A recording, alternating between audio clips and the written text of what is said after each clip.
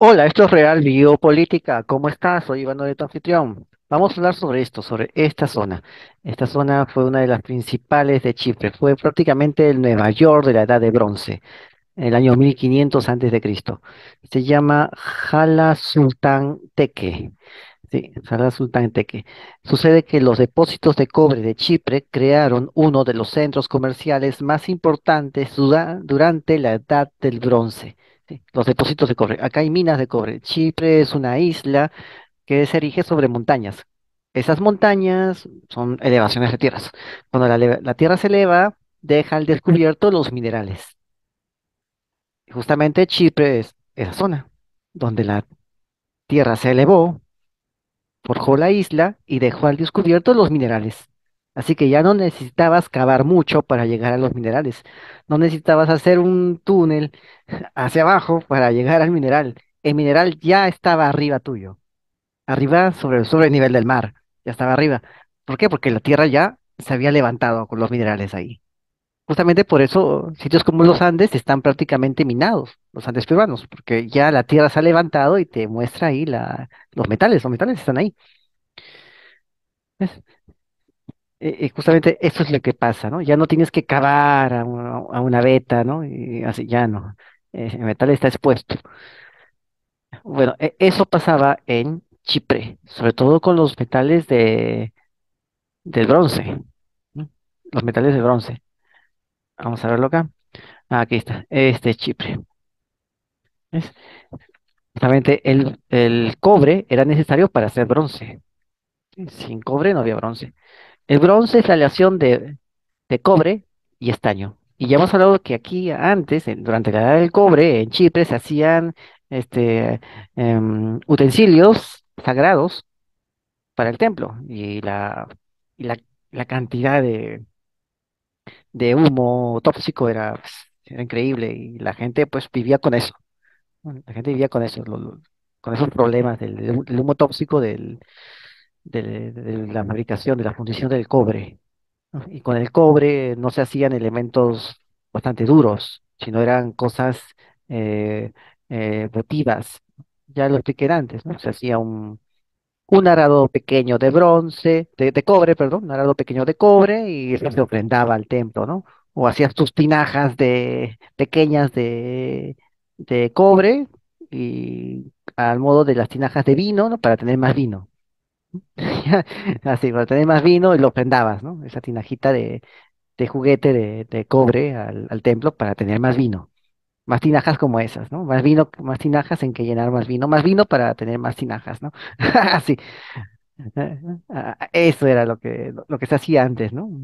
Arado, ¿no? Así cosas de las actividades económicas de ese tiempo. Las actividades económicas tenían herramientas, ¿no? Había herramientas para actividades económicas, utensilios para actividades económicas. Ya, eso se reproducía en artículos tipo de juguete para ofrendarlos, claro, que no eran juguetes, ¿no? Sino que eran artículos votivos pequeños para ofrendarlos, lo cual pasa ahora también, no sé si será en tu país, pero aquí en uno que otro centro comercial veo gente que vende, sobre todo en esas ferias artesanales, hay cosas muy bonitas, pero también hay cosas muy rústicas, muy comunes, como carros de juguete, que en verdad la gente no lo compra para jugar con ellos. Pero son carros de juguete, son pequeños. Lo compran para que el brujo les haga no sé qué tontería y según ellos van a tener un carro porque el brujo les ha hecho una magia ahí a ese carrito de juguete que han comprado. O sea, algo completamente tonto, ¿no? Pero bueno, al final no es exactamente por lo que el brujo hizo o por lo que consiguieron, si es que lo consiguen, ¿no? Es por otra cosa, ¿no? Hay que llamar a la SUNAT. Ya, bueno, entonces, al final es por eso, ¿no? Bueno, son supercherías. Supercherías. Ahora es así, ¿no? También hay billetes en los estantes de los brujos, ¿no? Que ellos venden, ¿no? Y entonces la gente le compra esos billetes de monopolio, ¿no? Tipo de juguete y para tener más billete ese año. ¿No? Entonces el brujo le hace, no sé qué, una magia, según ellos, ¿no? Una magia. Ya, eso es. Bueno, aquí también había ese tipo de culto, solo que era un poco más formal, más formal. ¿No? Había un templo, ¿no? El templo tenía su fundición, su fundidora. y tenías, claro está, que pagarle a la fundidora del templo.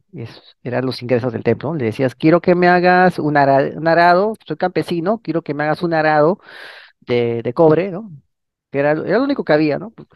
Sí tenía bastante cobre, ¿no?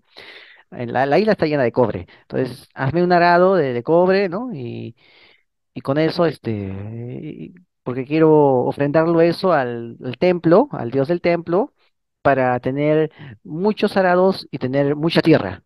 Tengo mucha tierra, necesito más arados, entonces necesito que me dé ese milagro, ¿no? ¿No? Y también con las tinajitas de vino, ¿no? Hazme más tinajitas de vino porque significa que tengo más vino, ¿no? Así. Entonces, eso es lo que había aquí en este tiempo en Chipre. En Chipre, era así. Hasta que descubrieron que con estaño se podría volver más duro el metal y por lo tanto se podía usar para cosas más reales, ¿no? Para arados de verdad, para artefactos, herramientas de verdad se podía usar, ¿no? Para un hacha de verdad, para poder cortar árboles, ¿no? Con más facilidad. O sea, descubrieron eso y bueno, y ahí es donde empieza la edad del bronce, ¿no? Le dan un mejor uso, ¿no? Por mientras, en la edad de cobre le daban ese tipo de uso, medio superchero también. Bueno, vamos a ver. Esta zona se llama Jala Sultan Tepe. Justamente está ahí, en el punto rojo que está en la zona de la isla. Aquí puedes ver las áreas. Ahí está. Ahí las áreas. Y aquí puedes ver el otro mapa donde está el lago Salado. Justamente ese lago Salado es el centro de ese poder, de ese poder económico. En ese tiempo, pues de repente no era tan salado el lago. ¿Quién sabe? ¿No? Porque ese lago es producto de un lago mucho más antiguo. ¿No? Y pronto ese lago salado pues va a desaparecer de acá a unos cientos de años quizás y aparecerán encima tierras de cultivo como las que estamos viendo acá. ¿Ves? Bueno, el proyecto este proyecto arqueológico, ¿no? Va a registrar cientos, este proyecto arqueológico de Jala Sultan Tepe pues está dando ya avisos de que este era el corazón de la Edad del Bronce. ¿No? Aquí está la vista por medio de un dron, ahí ves los barrios excavados. El cementerio está al fondo. El área A es el cementerio. ¿Ves? Es una ciudadela, así como eh, Chadar, ¿no? La ciudad de Chadar que hemos visto anteriormente, donde apareció la heterarquía como sitio, como modelo político. Ya, sí, ¿no? Chadar Conar, ¿no? Ese sitio, del cual también hemos hablado cuando hablamos de Nimrut y la Torre de Babel, ¿no? También. Cedar Cone, entonces, de la civilización del cura Urapses, ¿no? Aquí también, esa es otra ciudadela, también con su cementerio, bien parecido el diseño. ¿No? Aquí está el barrio y al costado el cementerio, ¿no? En la lomita del costado, cementerio, ¿no? Es bien parecido, es una ciudadela entonces esto, una ciudadela. Ya está. Al fondo vas a ver el lago Salado, ¿no? Está el lago Salado. Es el lago Salado de Larnaca. ¿M? Y más al fondo está el Mediterráneo. Ahí está, el lago Salado y sigue el Mediterráneo. ¿Ves? Ahí está, ese es el Mediterráneo al fondo, ¿no?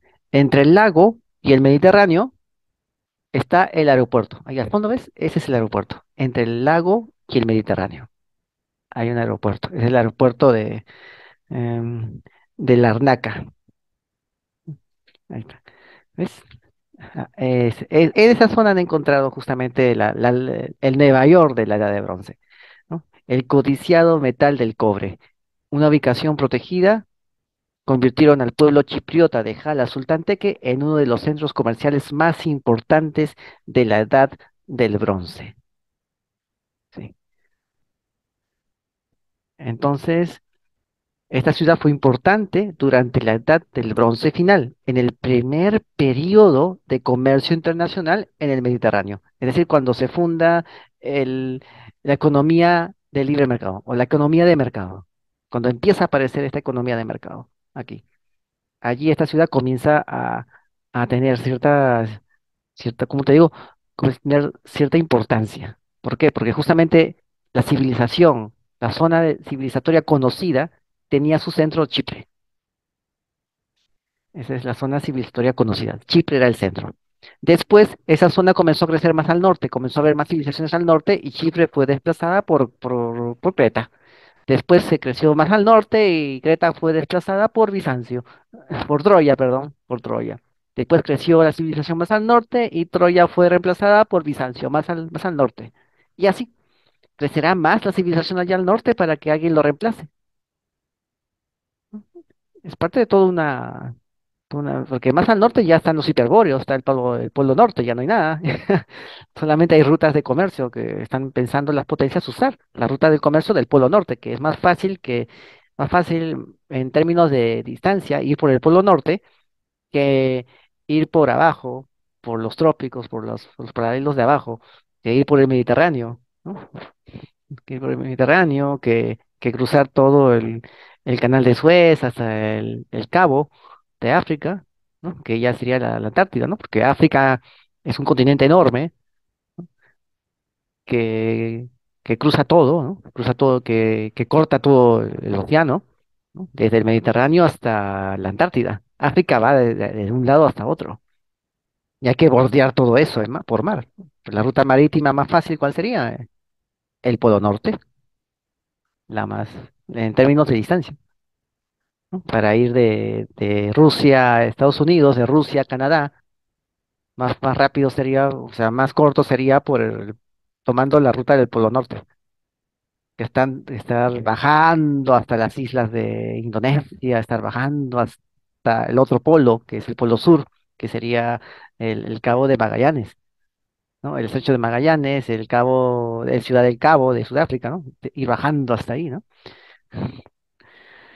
Entonces, así es como aparecen estas rutas, aparecen estos centros de poder, de comercio. Y justamente aparece el primer centro comercial, el primer punto de comercio aquí en Chipre. Y como vemos, mientras más va desarrollándose la civilización, más al norte se establece el otro punto de poder, de influencia comercial, más al norte. Y ahora ya llegamos hasta el Polo Norte, y hasta ahí quedará, pues, ¿no? Ahí se quedará ese, mm, ese proceso, ¿no? O de repente vuelve otra vez a bajar, vuelve a bajar de nuevo otra vez, ¿no? Hasta llegar a Chipre, ¿no? De acá unos siglos, ¿no? Regresa donde empezó, el centro de comercio mundial, de esta zona de Eurasia. Bueno, han encontrado grandes cantidades de cerámica, cerámica importada de Jala Sultán Teque. También han encontrado artículos de lujo hechos de oro, plata, marfil y piedras preciosas, semipreciosas, que muestran que la producción de cobre de la ciudad era un producto comercial de gran demanda y también de alto valor. Tanto valor tenía que con eso podían comprar todos esos objetos suntuarios solamente sacando cobre de sus montañas, de su isla. Las excavaciones han demostrado que la ciudad cubría al menos 25 hectáreas.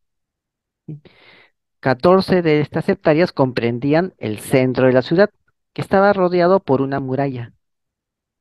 También han encontrado objetos dispersos en un área aún más grande. Las investigaciones que han hecho en Sultán Jalateque eran más grandes de lo que se pensaba. Cubrían un área de 25 a 50 hectáreas, lo cual es una gran ciudad para los estándares de ese periodo. Para el año 1500 antes de Cristo, 50 cuadras de 100 metros de lado cada cuadra, ya era bastante, era como te vuelvo a decir, como una Nueva York para ese tiempo. Por lo general, los asentamientos que existían en ese tiempo y en esa área cubrían solo unas cuantas hectáreas, eran unas aldeas. Bueno, durante la Edad de Bronce, Chipre fue el mayor productor de cobre del Mediterráneo.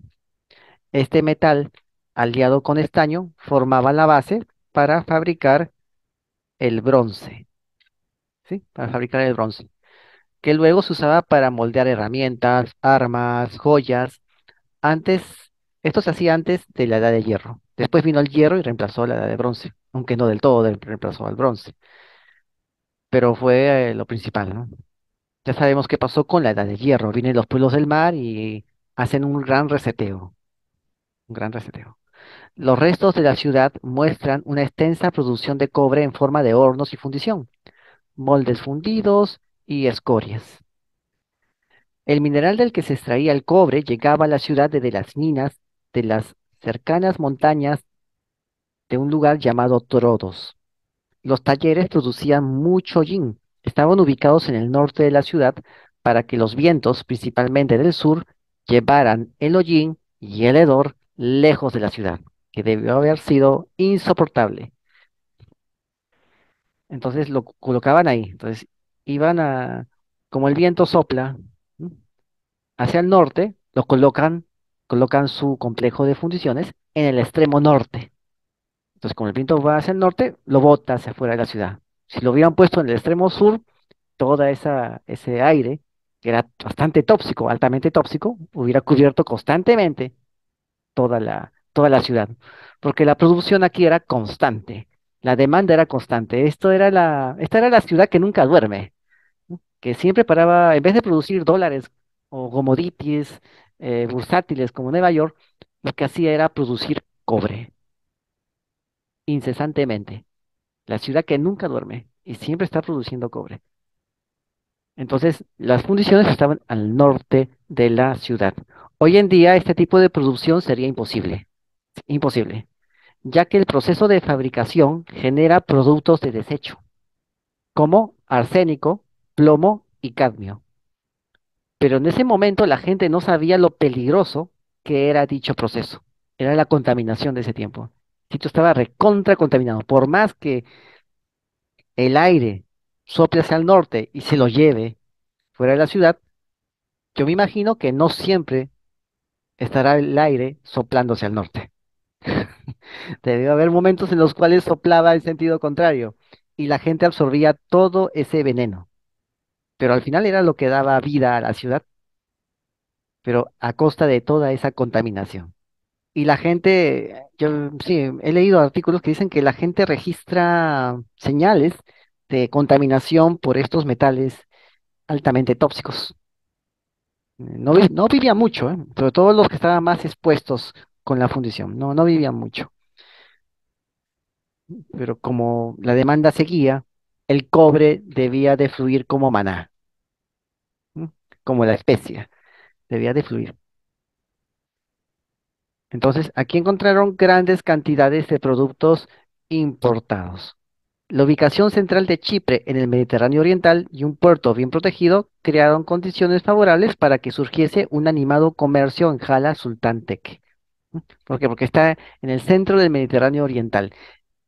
Recuérdase que en este tiempo los griegos creían que en el Mediterráneo Occidental había cíclopes gigantes de un solo ojo que comían sirenas, comían el humano que desgraciadamente caía en sus redes, ¿no? Así como lo que le pasó a Odiseo en la cueva del gigante Polifemo, ¿no? Eso es lo que había para ellos, ¿no? ¿No? Eso que había brujas que los convertían en puercos, o sea, era había unos caníbales que comían flores de loto, o sea, uf, hasta la misma puerta del infierno se encontraba ahí, ¿no? Lo puedes ver en la Odisea, puedes ver cómo veían el Mediterráneo occidental la gente de este tiempo. ¿No? O sea, era un acabose tremendo, ¿no? A no ser que tengas mucho espíritu aventurero y poco instinto de supervivencia, pues te ibas hacia el Mediterráneo occidental, ¿no? Pero ya hemos visto que en verdad no había nada de esto. No había nada de esto, en verdad. Solamente era un espantamuchachos, ¿no? Un espantamuchachos. En verdad, habían civilizaciones bastante florecientes en el año 1500 en esa zona. Habían civilizaciones y habían embriones de civilizaciones también, es decir, en ese momento, ¿no? Pero aún así, habían estas ideas sobre el Mediterráneo occidental. Entonces, el núcleo civilizatorio estaba justamente en el Mediterráneo oriental y era la isla de Chipre, la que tenía el lugar de ser el centro del tablero, de los lugares más civilizados y más prósperos de la civilización en ese momento. Los demás también eran civilizaciones, pero no tenían el nivel que tenía el Mediterráneo oriental. No estaban a ese nivel todavía. Y pasó muchísimo tiempo para que lleguen a ese punto. Entonces, el centro de todo, donde existía el movimiento, era en la zona del Mediterráneo Oriental, en Chipre. En términos, claro está, también de magnitud y de demanda. Bueno, aquí han encontrado productos importados de cerámica, joyerías, artículos de lujo, que provenían de regiones vecinas como Grecia, Turquía, Egipto y el Oriente Medio. Y también han encontrado importaciones de larga distancia, como Cerdeña, el Báltico, Afganistán y la India.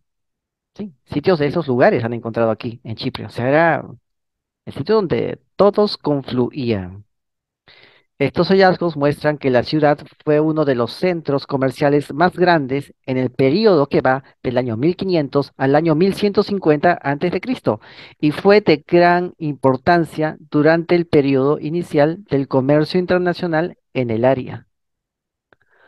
Además del cobre, también se produjeron textiles teñidos de púrpura, los cuales eran muy escasos, sí, muy escasos. Bueno, eh, la púrpura es el color de la nobleza, ¿no?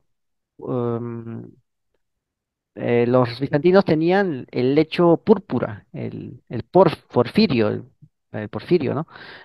Púrpura es pórfora, o sea, púrpura es pórfora, el porfiro, de ahí viene porfiro, ¿no? El porfirogéneta, o sea, el que fue concebido en la púrpura, en la habitación púrpura, donde los emperadores yacían en el lecho con las emperatrices, con las reinas la mujer principal. Entonces, se había en el lecho y cuando la mujer iba a dar a luz, tenía que ir a ese lecho purpurado y tener a luz, dar a luz allí al príncipe del imperio, el imperio bizantino.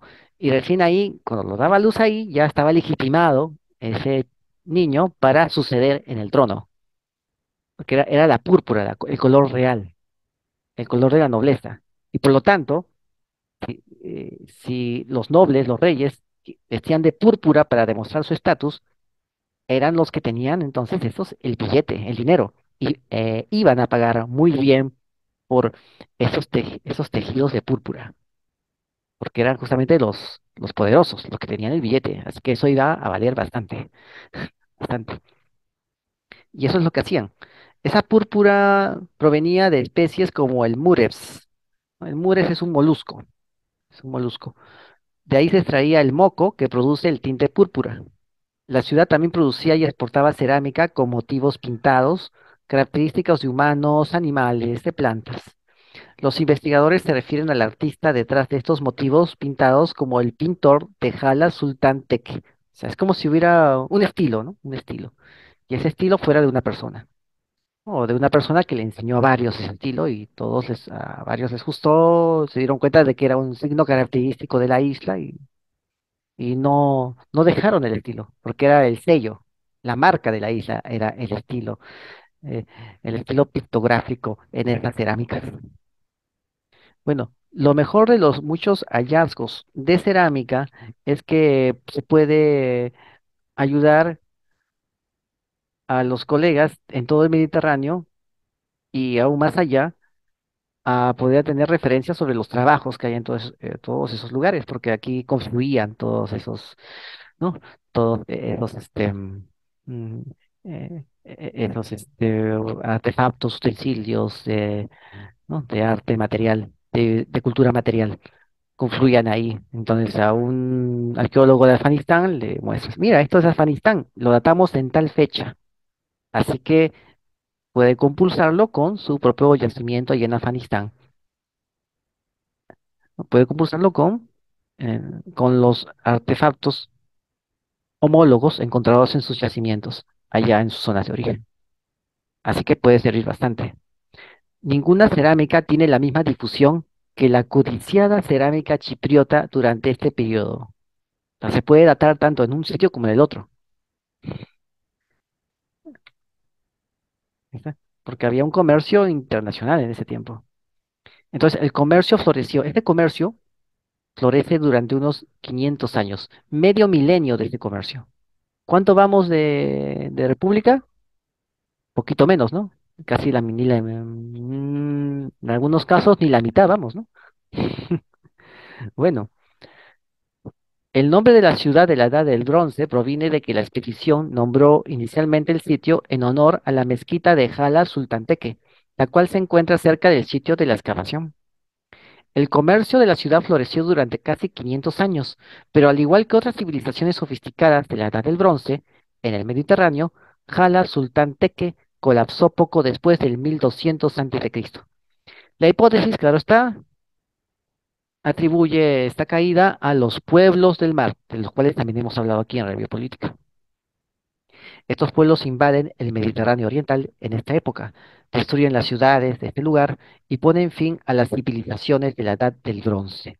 Hasta creo que al Imperio Hitita pusieron fin.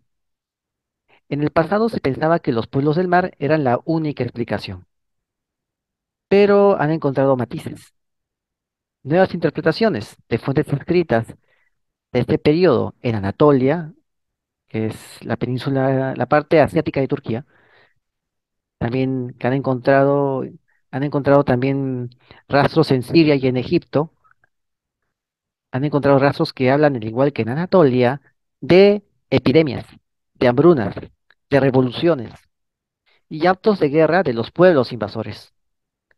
Además, las investigaciones indican que un deterioro del clima fue un factor que contribuyó de modo principal, y todo esto pudo haber tenido un efecto dominó, lo que obligó a las personas a buscar mejores condiciones de vida y a trasladarse desde el Mediterráneo, desde la parte del Mediterráneo central hacia el sureste, entrando así en conflicto con las culturas de la actual Grecia, Chipre y Egipto. O sea, estas calamidades empezaron justamente en estas zonas, en las zonas que todavía no estaban tan civilizadas y que no podían soportar esa pegada. Entonces tuvieron que bajar. Pero para que eso pase, estas culturas debieron haberse desarrollado primero de un modo bastante moderado, para que haya la suficiente cantidad de gente con la cual puedan eh, invadir estos lugares. O sea, no nace de la nada. Debe haber un desarrollo previo para que ese golpe se sienta, para que el golpe migratorio se sienta. Debió ser, ¿por qué? Porque si hay un problema climático en el desierto del Sahara, pues va a venir una caravana de Tuareg, ¿no? Y como que eso no va a hacer mucho impacto, no va a ser de mucho impacto una caravana de Tuareg en el Valle del Nilo, casi nada de impacto, ¿no?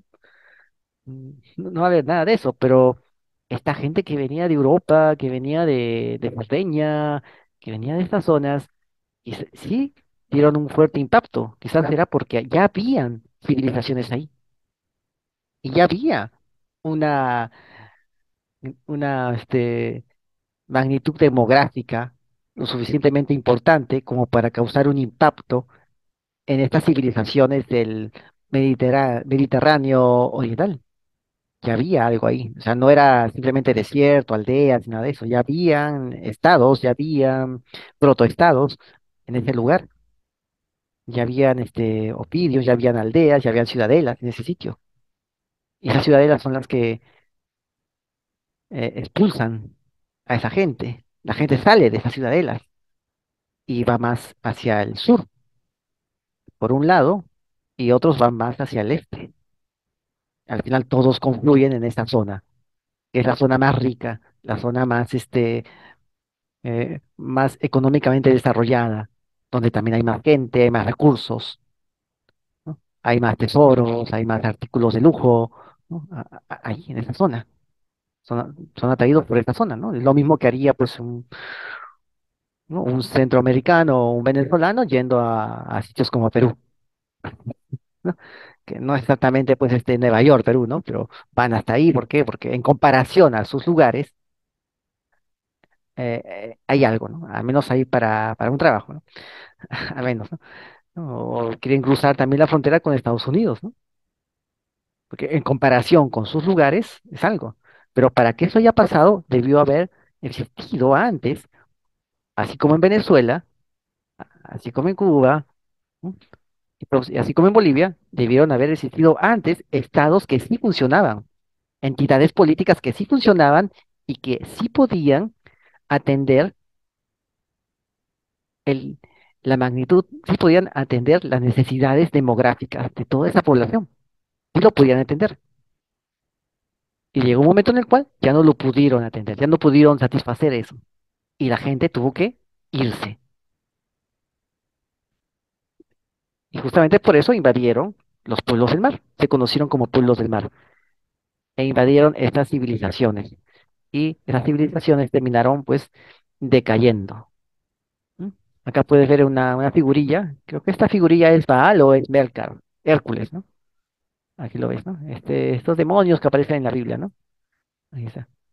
¿Ves? Aquí puedes ver más esto, ¿no? Entonces, eso fue lo que pasó. Fue lo que pasó en estos pueblos del mar. Ya era gente que conocía lo que iba a hacer, no eran simplemente salvajes, eran sí, era algo salvaje, ¿no? Producto de la degradación este, socioeconómica de la cual venían, ¿no? Como pasa ahora, ¿no? O sea, son los salvajes, ¿no? Y lo que hacen es invadir estos pueblos que están todavía tranquilos. Bueno, entonces eso sería todo y nos vemos hasta otra ocasión. Saludos. Esto fue Realmente Política. Suscríbete, comenta y comparte. Hazlo viral. Y no te olvides, la verdad está a la vista. Saludos.